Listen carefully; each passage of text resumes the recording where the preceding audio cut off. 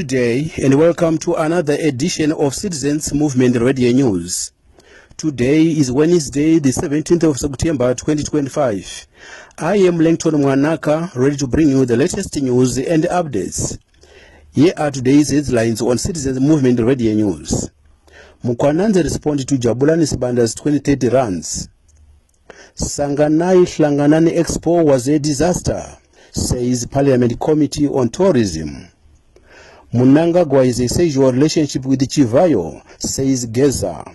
Now let's delve into the detailed stories.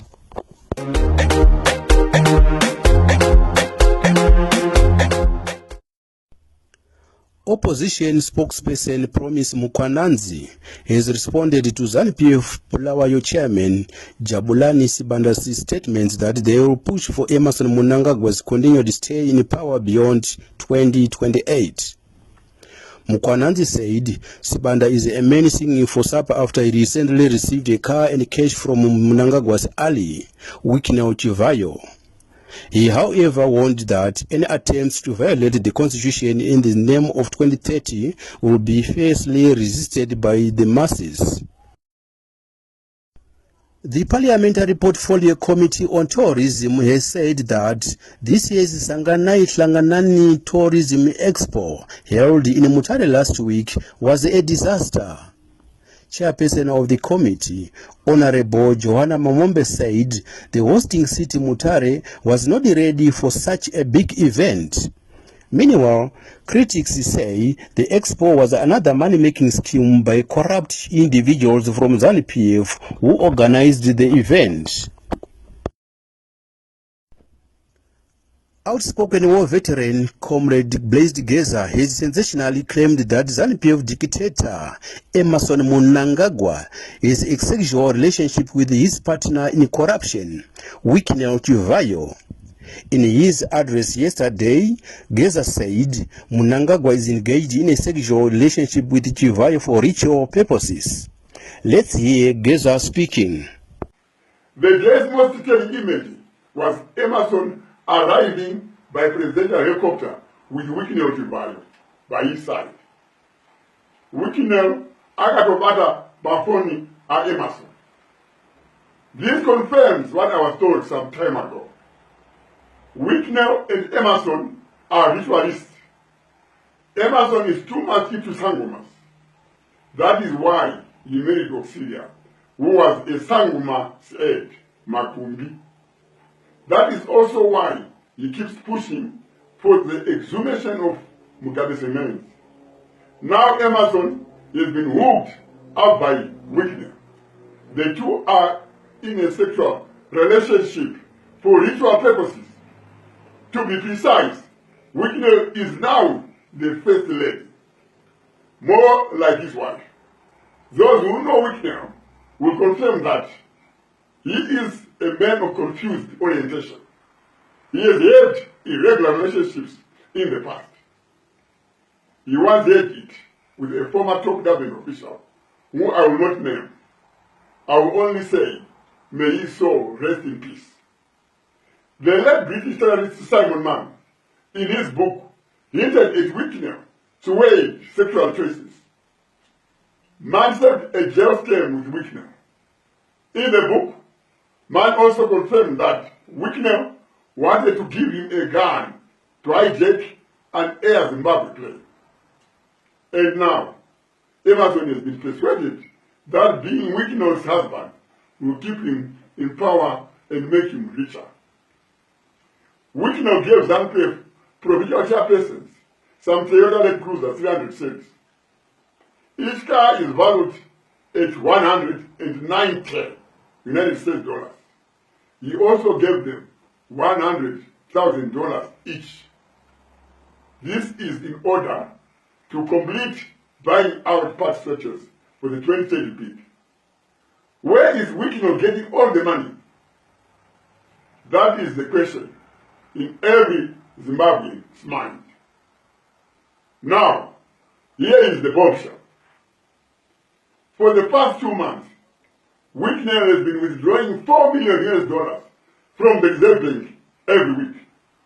This means, by now, he has siphoned over 24 million of your money in just 2 months.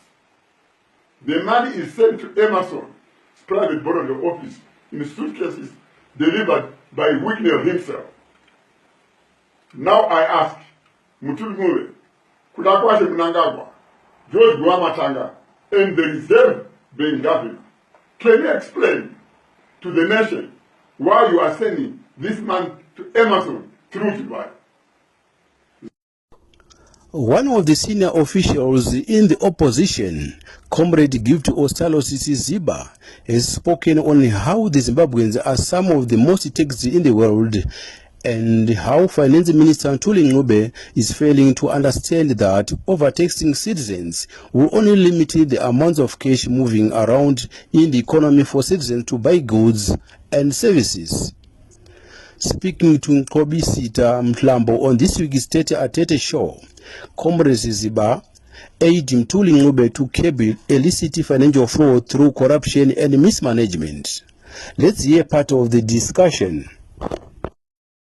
Revolutionary salutations to the people of Zimbabwe. Comrade Ostalos, welcome back to the show. Thank you so much for joining us. We have seen the recent introduction of taxes, presumptive taxes by the Minister of Finance and Economic Development, taxing hairdressers, barbers, a lot of people, informal sector traders. What are your thoughts and views on these taxes? Are they just, do they speak to the values that we were talking about the developmental state that's equitable and that fights inequality? No, thank you very much, Brother Mlamba. I think that Ntuli Ngube fails to understand one simple principle. No country in the world or in the underworld, no country has taxed itself out of poverty. We cannot resolve the problems in this country through taxation, which is why some of us are opposed to this neoliberal approach that seeks to siphon from our people. In fact, we are the second most highly taxed country in SADC region, the fourth highly taxed country in sub-Saharan Africa. So these statistics must show that we cannot continue overtaxing our people. Because when you tax people, it means that, number one, you are discouraging people from formalizing. You are discouraging innovation. You are discouraging expenditure. But you are also encouraging domestic borrowing. So Ntuli Ngube must understand that what Ntuli Ngube would have supposed to have done is to go in front of cameras and say, the IMM tax must be scrapped. Yes, yeah, 2% tax. You cannot continue with the 2% tax because it's discouraging people to transact. It's making the cost of business very high. Yeah. Ironically, he's saying he's doing business. But while the major thing is still there, why should we continue to pay tax on transaction? So the 2% tax must be scrapped out. Secondly, Ntuli Ngube must be dealing with clamping down on illicit outflow of our money. How much do we lose in illicit financial flows? Yeah.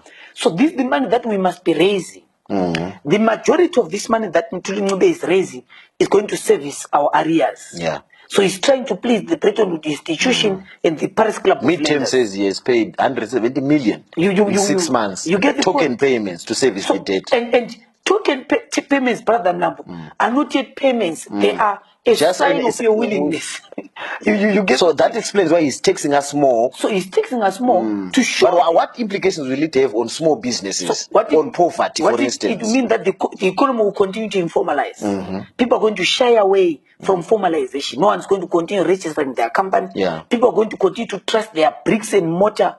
They're going to trust their pillows and mattresses. brick and mortar beauties called the banks. Yeah. So our people are going to continue living their money. So once money is not in circulation, because people are not going to formalize, to formally put their money in the banks. Secondly, what we're going to see is increase on inequality gap. Because the rich are going to continue to be rich because they're the one with access to the auction system. That's true. They're the one who have going to access to foreign currency. More of it. You get the point. The ordinary people are going to suffer. Yeah. And thanks to Ntuli Ngube's tax again. Thirdly, it means that the few people within the working force of this country are going to continue to suffer. Yeah. Aggregate demand is going to suffer. And you won't collect more revenue because he's thinking of collecting more revenue through taxation. But you raise an important point. Because people are not going to avoid. spend. So this is going to cause more. So but already we're paying, someone said, We're paying over 15 taxes already. You see. You're saying we're one of the most taxed people on the continent and in the region.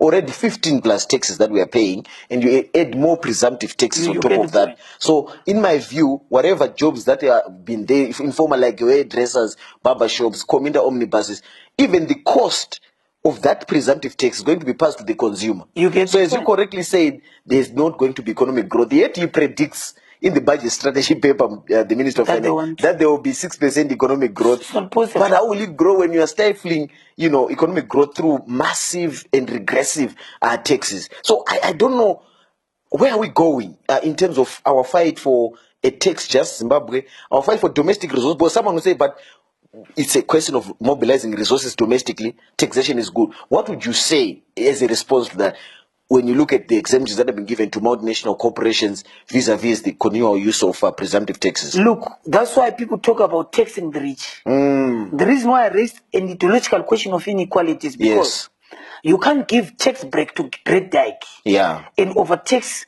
people for buying a plastic bag. Overtax people for having new hairstyle.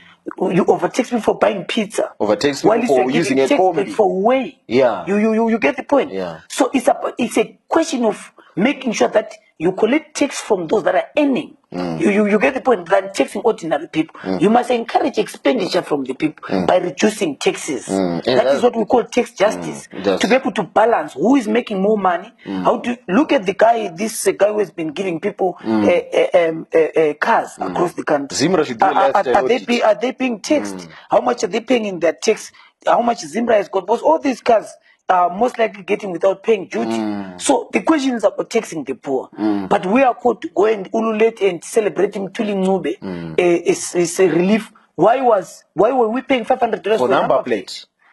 So there's nothing there's no need to celebrate because already $50 for a number plate is too much. It's too much. It must be $5 or $1. Why should you pay? Because you have to compare the standards in the African continent. And look at the roads themselves where you are paying. Why are we paying $153 for a passport?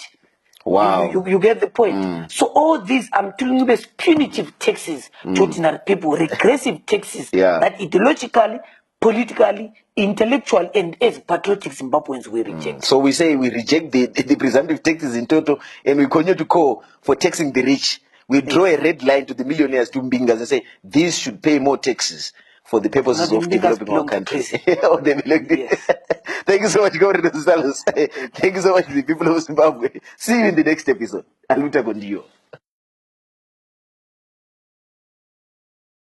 The U.S. Congress has tabled a bill that will repeal the Zimbabwe Democracy and Economic Recovery Act, ZIDERA, which has limited Zimbabwe's access to international credit since 2001.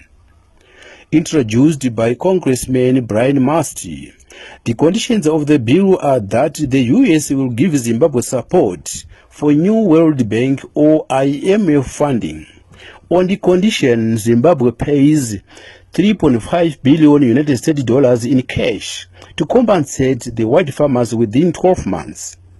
Analysts have welcomed the move, but are cautious about the current Zimbabwe government's historical abuse of funds loaned to it by international banks. They warn that strict oversight mechanisms must be in place so that the new loans will benefit ordinary citizens. Two pickups were crashed in Harare when an unsecured container fell off a truck trailer at the intersection of Robert Mugabe Road and Glenara Avenue, just a few meters from Roseville Police Station. The incident occurred moments after the two vehicles, a Ford Ranger and a Toyota D4D, had collided and were parked by the roadside awaiting police assistance. As the truck attempted to turn from Robert Mugabe Road into Glenara Avenue, it partly mounted the pavement, causing its container to shift and topple onto the stationary pickups. Fortunately, no injuries were reported. In a display of public anger against ZANU-PF, some citizens have responded with jests to the news of 6 ZANU-PF members who died in a road accident while coming from Mutapa Day celebrations. Well, it is regarded as un-African to speak ill about the dead. Some citizens on social media were literally celebrating the death of ZANU-PF supporters in that accident that happened between Rishavane and Shurugwi. ZANU-PF is unpopular among citizens due to its politics of violence. The Malawi Electoral Commission, MEC, oversaw a largely peaceful election yesterday with over 60% voter turnout.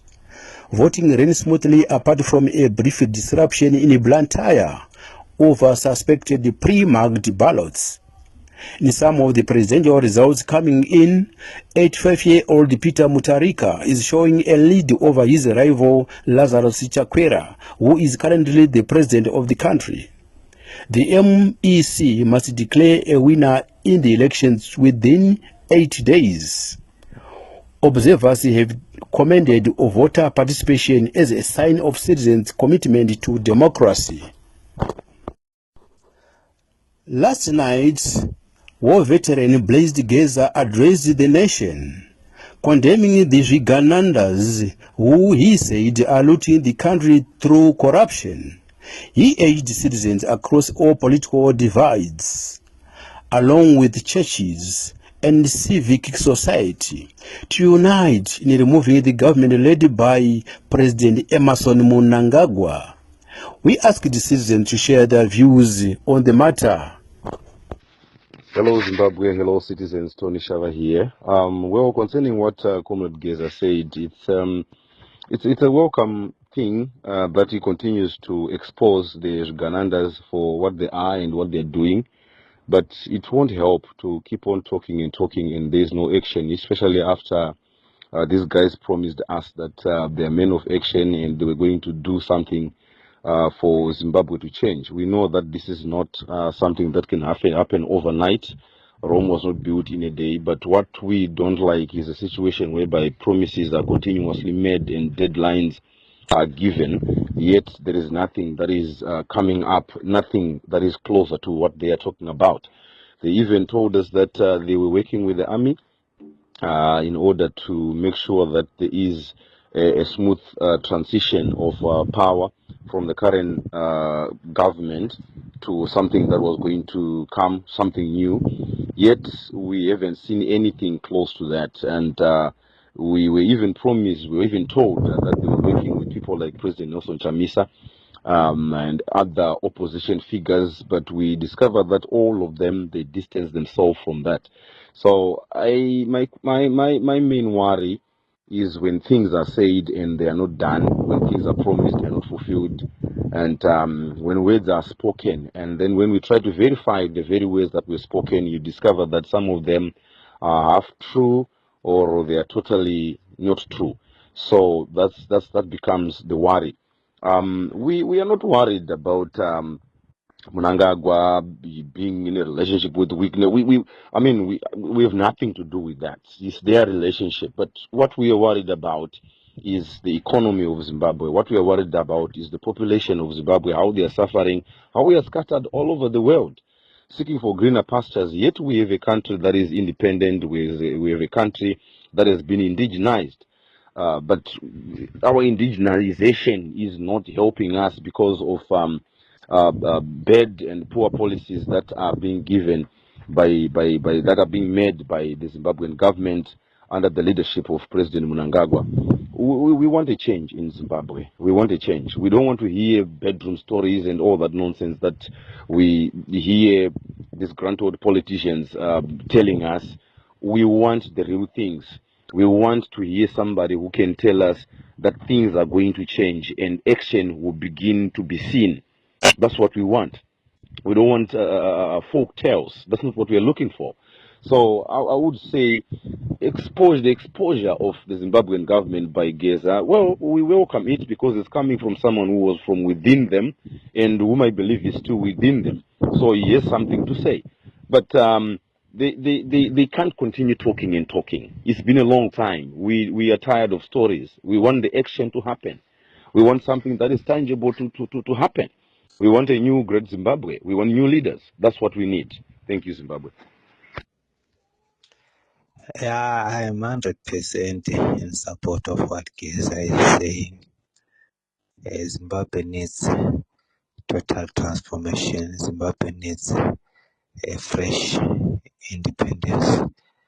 We are not yet independent as long they are big capitalists within us. And the strategy they are using is very difficult to fight. Since they create problems, they create situations, then they come as if they have the solutions. So I think we need 10 more Gezas, not from ZANU-PF faction, but across all political parties, so that we fight this ZANU-PF regime. ED and his cronies must go, but how to execute the plan?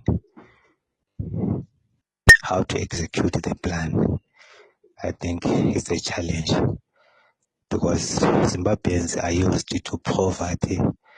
Zimbabweans are used to propaganda.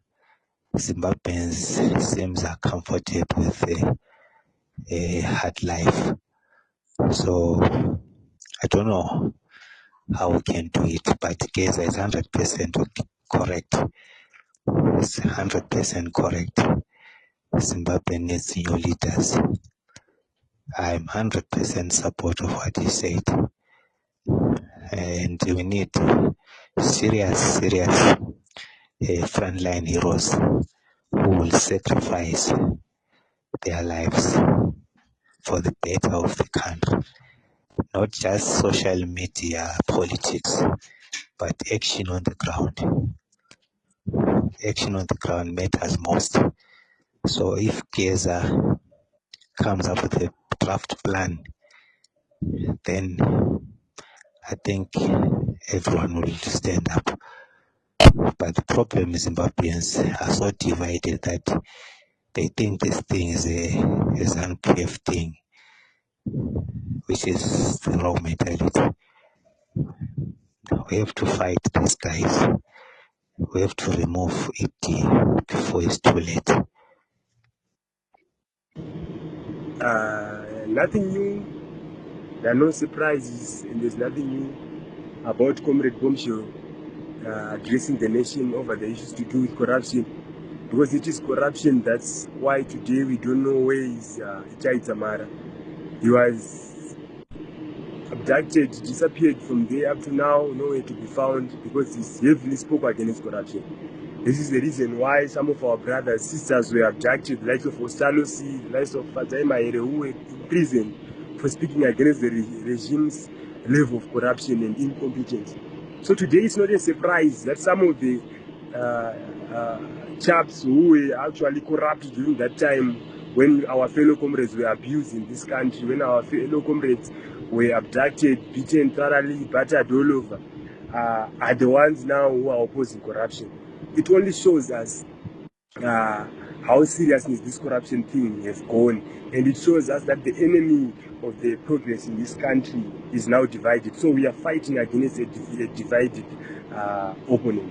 What does that mean? That implies all citizens to come together, like what Bombshell is saying. It's nothing. There's totally nothing new about what he's saying, but so long it's all about solidifying the entire fraternity of Zimbabweans. We actually comment there. But that Comrade Bombshell, during his time, he played his part in victimizing the people who spoke heavily against corruption. So it's not a surprise. It's not something that is new to us. We know from the beginning that he was one of them. From day one, he was one of the people who was actually corrupt to the core, if I may say. So now today he's coming to join the masses in condemning corruption. We appreciate that part of just condemning corruption at national level, not forgiving him up until he apologizes to the people. We refuse to align ourselves with that Bombshell because he owes us an apology. Number one, he have to admit what he did during his time. Number two, he have to be responsible for all the things that he did. Then apologize to the citizens of Zimbabwe. Then maybe from there, that's when we can start talking about Bombshell. In as much as his ego is not allowing him to apologize to the masses, over his previous actions in the previous decades. We only appreciate what he's saying, not him. So we continue with the struggle, lucha continua, and corruption always be corruption. It doesn't matter that the person who's talking about corruption is also another person who was also corrupt sometime back, but it's still corruption, and it stinks the progress and the growth of us as a people. Let's take a look at our sports news. Zimbabwe men's cricket team beat Namibia by 5 wickets in the second T20I match played at the Queen's Sports Club in Bulawayo yesterday. The victory means Zimbabwe are leading 2-0 in the series, with the last match set to be played at the same venue tomorrow. Congratulations to them. In a UEFA Champions League match played last night, Arsenal saw off Atletico Bilbao 2-0, thanks to goals by substitutes Gabriel Martinelli and Leandro Trossard. Tottenham aid Villarreal 1-0 to give coach Thomas Frank a first win in the competition. Here are 4 results of matches played yesterday. Real Madrid 2, Marcelo 1, Benfica 2, Qarabag 3, Juventus 4, Dortmund 4, PSV 1, Union Saint-Gilloise 3.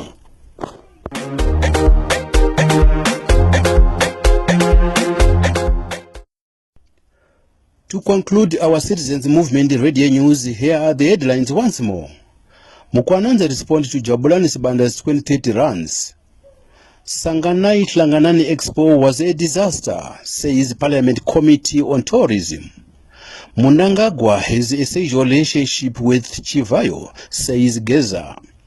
That's all for tonight's news bulletin. Thank you for listening to CMR. Join us tomorrow for more news and updates. Until then, good night and stay informed.